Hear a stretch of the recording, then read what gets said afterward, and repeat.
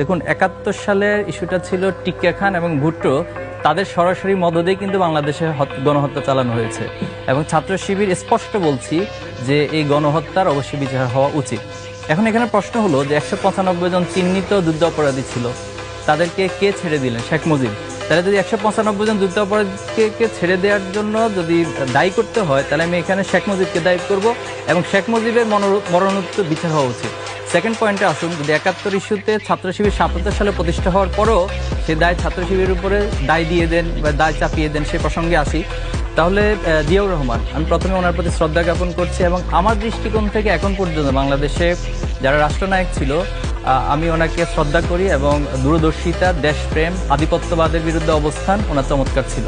কিন্তু উনি সর্বপ্রথম বাংলাদেশে এই পক্ষ বিপক্ষের রাজনীতিটাকে ভ্যানিশ করে একটা ইনক্লুসিভ রাজনীতি তৈরি করেছিলেন।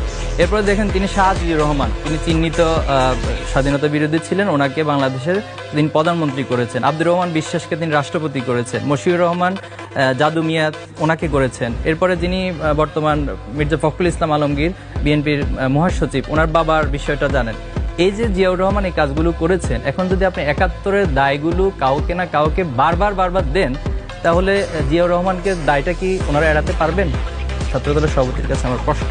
এরপরে আসুন যে টিক্কা খান এবং ভুট্টোর যে বিষয়টা, তাদের গণহত্যার দায়টাকে আরেকজনের উপরে চাপিয়ে দেওয়ার যে মানসিকতা, এটা আমি মনে করি তারা টিক্কা খান এবং ভুট্টোর দালাল হিসেবে বাংলাদেশে প্রতিষ্ঠিত এবং যারাই এই গণহত্যার দায়কে পাকিস্তানকে অ্যাভয়েড করে সেটা জামাত বা ইসলামিক দলগুলোর উপর চাপিয়ে দেওয়ার চেষ্টা করে, আমি মনে করি তারা স্পষ্ট বাংলাদেশে টিক্কা খান এবং ভুট্টোর দালাল হিসেবেই তারা চিহ্নিত হবে।